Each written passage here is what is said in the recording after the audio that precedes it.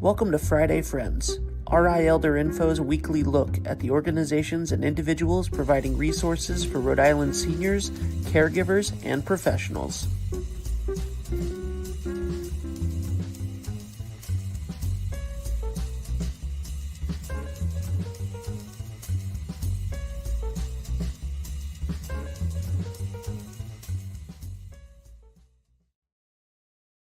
Good morning, everybody. Happy Friday. It is Friday at 9 a.m. and you are watching us on Facebook or YouTube or listening to us on a podcast. This is our weekly Friday Friends show, and I'm your host, Deb Burton, Executive Director of RI Elder Info. And Friday Friends is when we bring you information that you or someone you know needs to know about. So hit the like button, the share button, all those social bells and whistles that tell people, hey, you got to check this out because this is important stuff. We're going to have a fun conversation today. So I want to make sure that everybody hears what we've got going on. It's fun and exciting. So as you all know, we are a nonprofit and we could not bring you Friday Friends every week without the support of our sponsors. Huge thank you to Point 32 Health Foundation, Aetna, and United Healthcare, Oak Street Health, 321 Media, England Studios, Neighborhood Health had a little brain hiccup there. That happens. And we are genuinely grateful to all of our individual donors who are supporting the work that we are doing in bringing information and resources out to the community. So thank you all so very much for helping us. And for today, I would like to welcome Dr. Skye Leedahl from the University of Rhode Island's Cyber Seniors Program. Good morning. Good morning, Skye. How are you? Good. How are you? Excellent. Excellent. So tell everyone, what is the Cyber Seniors Program?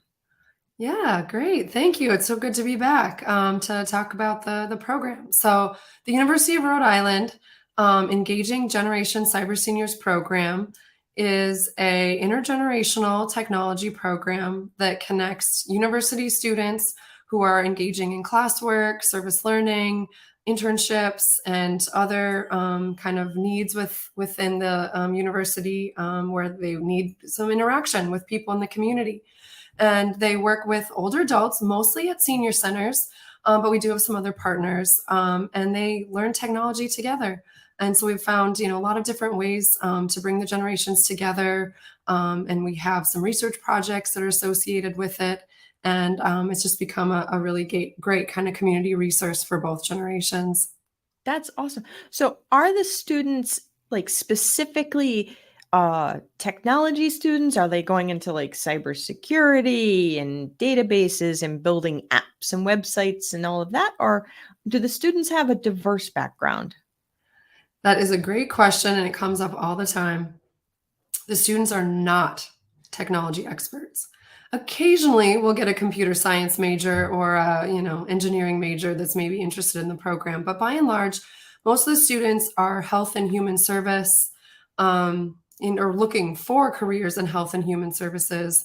And so they're in programs like pharmacy or psychology or maybe sociology, something like that. I'm in the Department of Human Development and Family Science, and so a lot of our majors are involved in the program in some way. And so all of these students are really just hoping to work with people.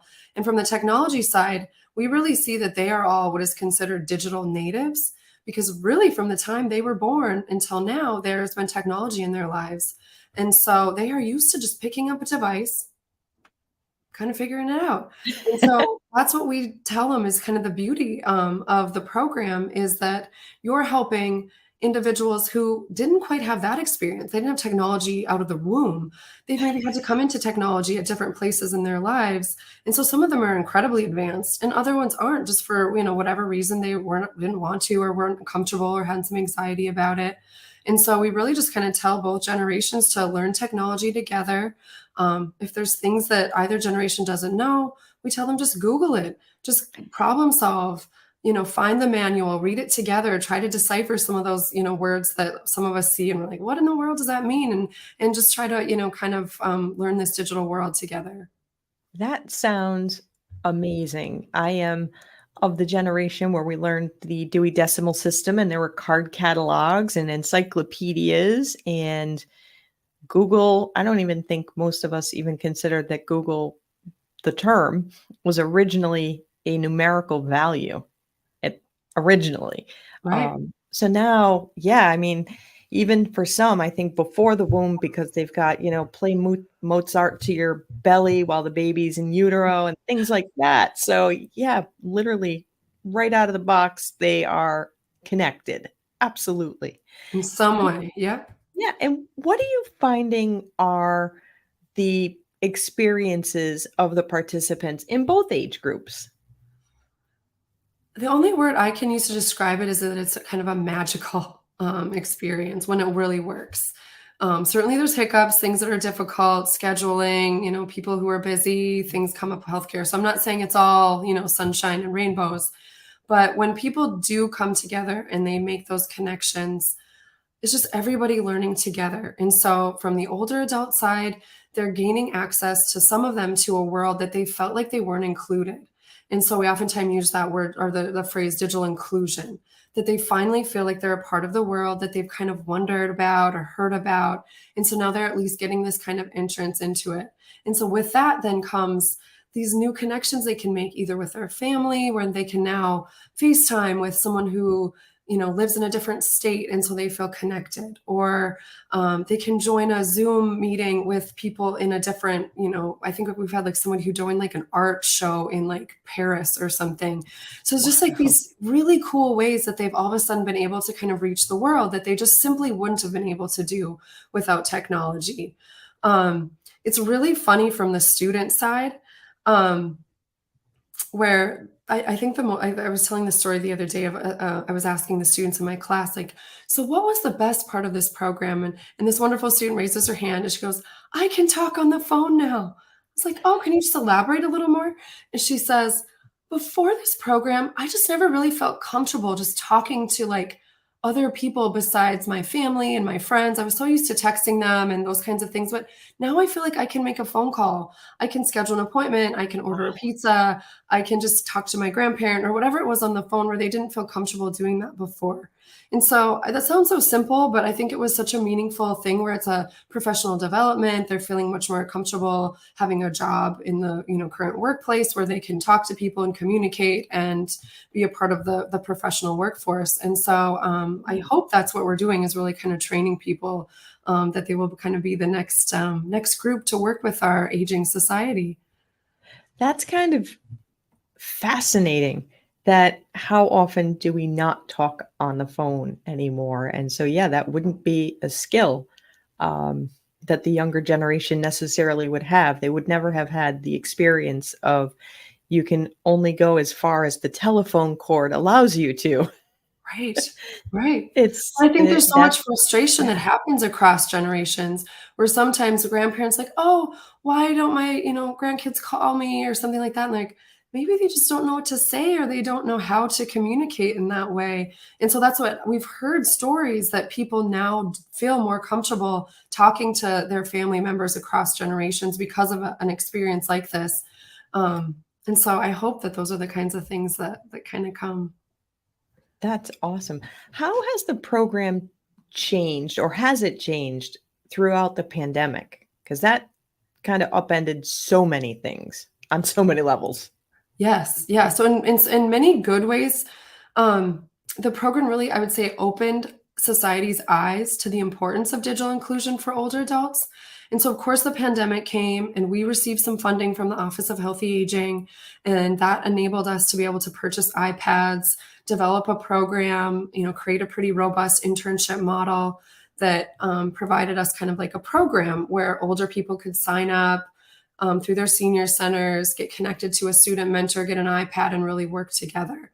So that, I say that came about, and it really, really kind of just, brought on this new chapter basically to the program.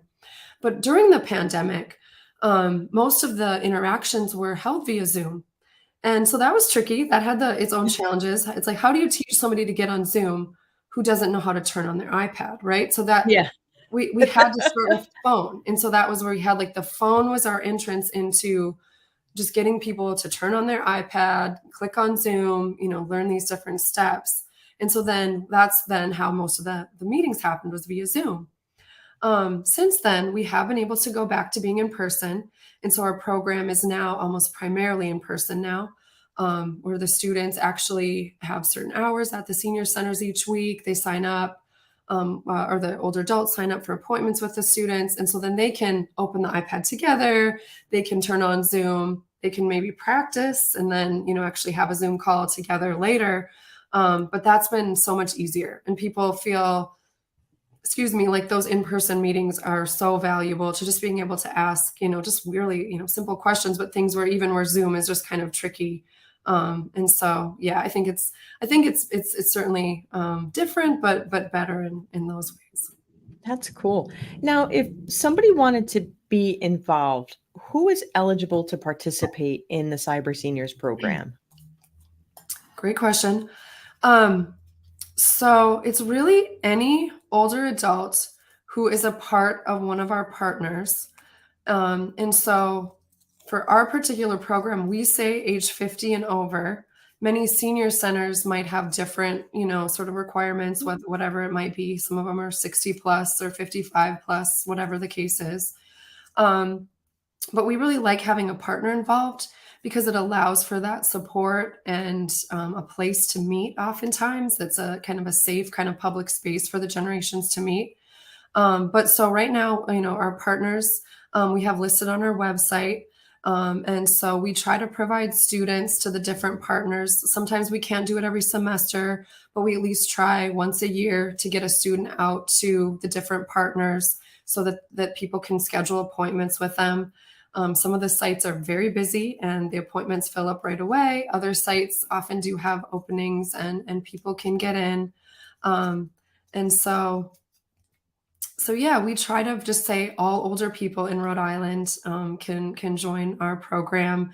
And I know the Office of Healthy Aging, feels the same way. They want to be able to reach any older Rhode Islander. And so we have created a series of materials and things that will soon be available on the website.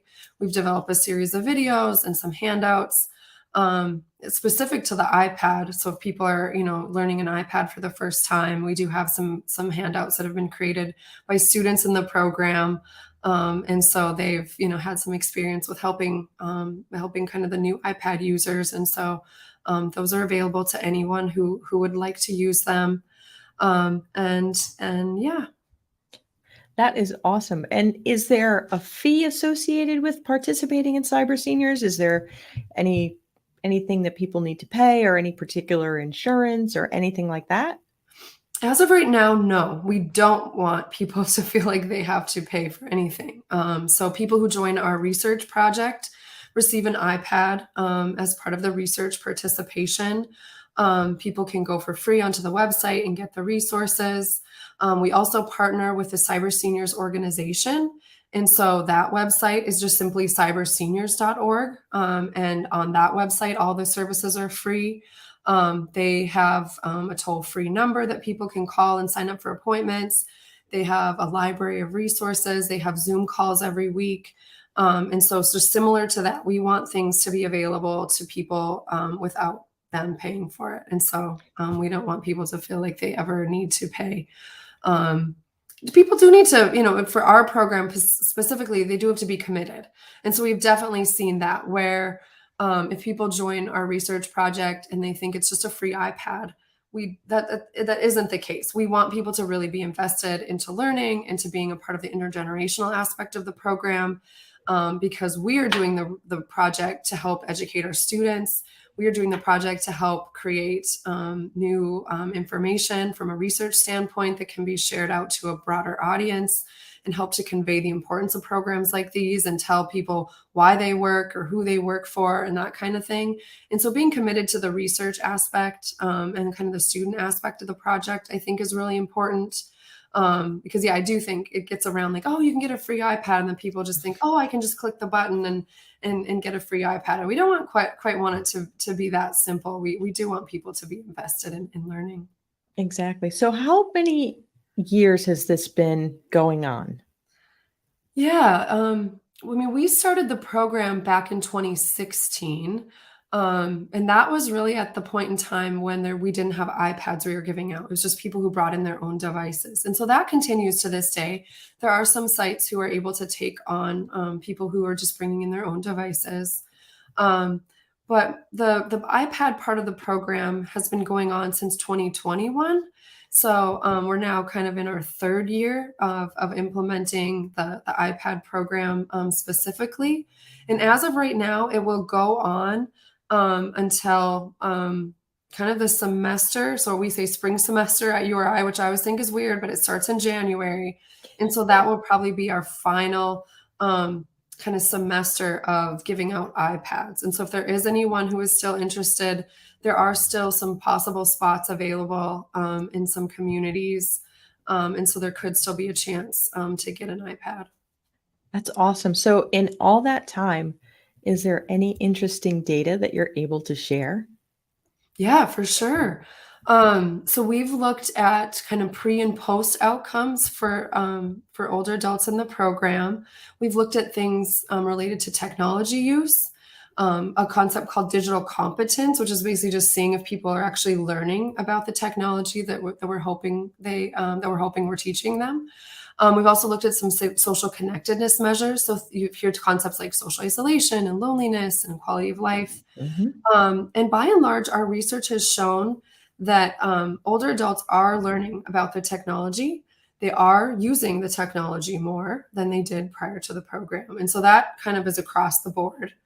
The social connectedness piece has kind of varied, where people, we look Hmm. at it broadly and we see, oh, it's statistically significant in social isolation and loneliness and quality of life. And that makes us happy. And okay, we're actually doing things for people. And then when we break it out by groups, we can see that there are certain groups who are gaining even more. So for example, our Spanish speaking population has shown that they're learning even more and gaining even more than some of the other groups. Wow. People who start lower in the digital competence and have lower social isolation tend to grow even more. And so people who maybe come into it already knowing a lot of technology or aren't socially, disconnected, they're maybe not gaining as much as some of the other people, which makes sense.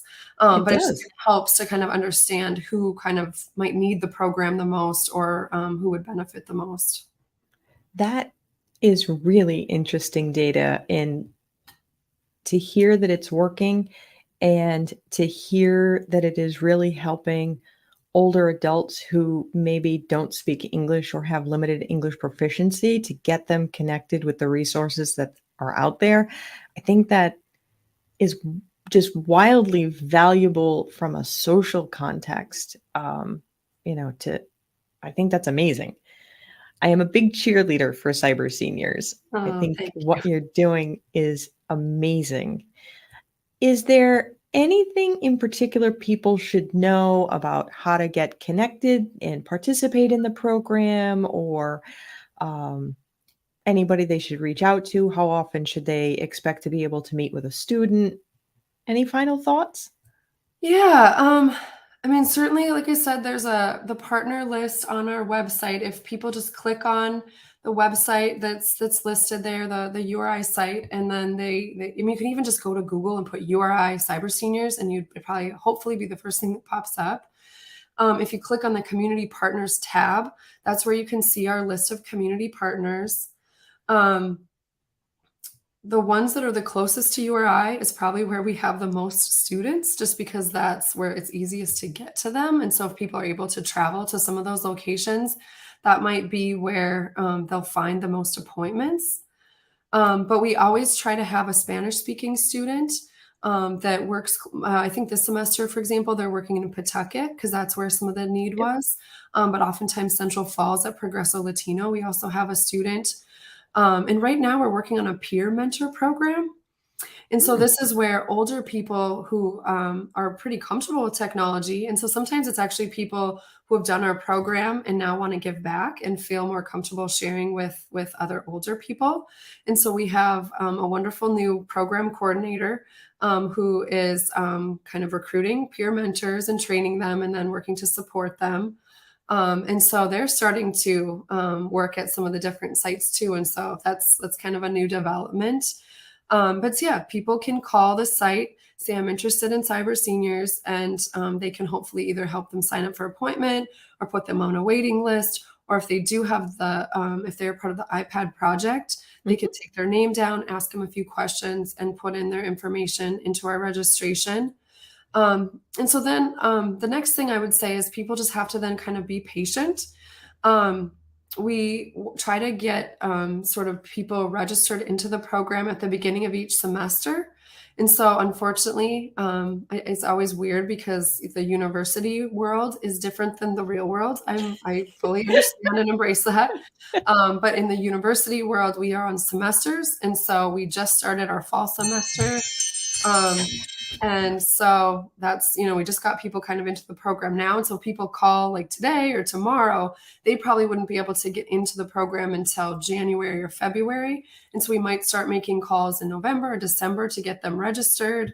Their iPad wouldn't come probably until January or February. And so it's things like that, just to kind of understand that we're trying to help everyone we can, but we have some kind of systems and protocols into place based on kind of the university calendar and when students can be available.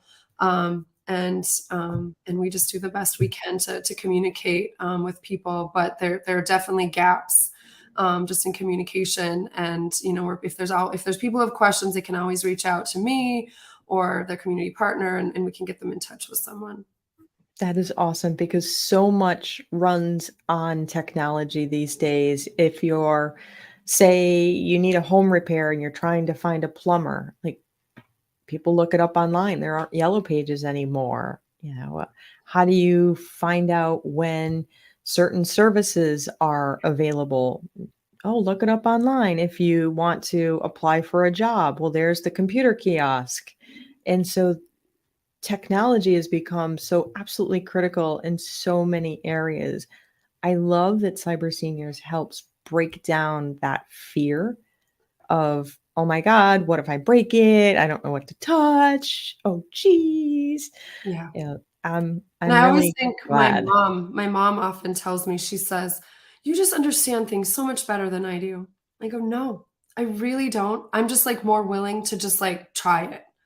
Right. There really isn't a secret sauce. There isn't like a secret handbook that only certain people get.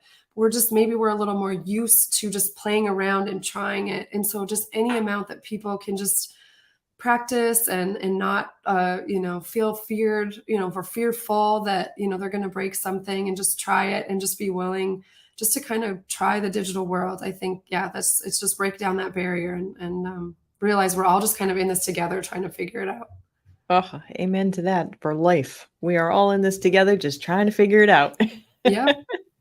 Well, Skye, I'm so glad that you had the opportunity to take some time out of your day to come on Friday Friend. I know the semester's kicking off and you have like a million things to do, matching up people with their students, all those fun things. So thank you so much. I really appreciate it. Of course. Thank you for having me. I always enjoy coming on and talking. Thank you. Everybody, the Cyber Senior program is wonderful. And I just want to bend your ear really quick, tell you a funny story. I'm pretty tech savvy.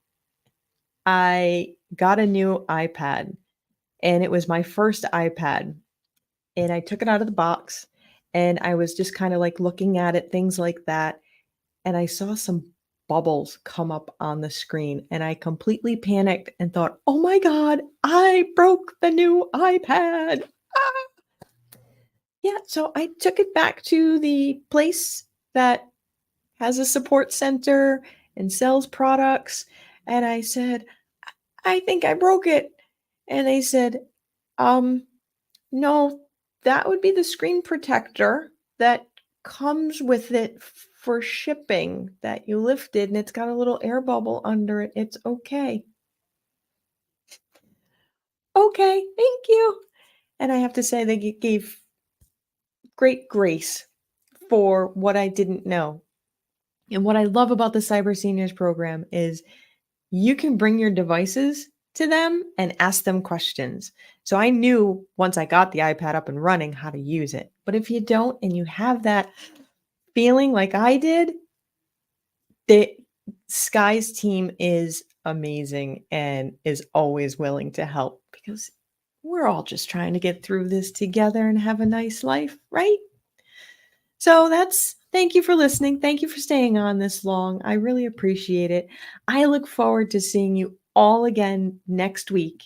And in the meantime, be well and be kind. If you like this video, please follow us on social media and subscribe on YouTube. For more information, visit rielderinfo.com or call 401-585-0509. If you have any questions, email deb@rielderinfo.com.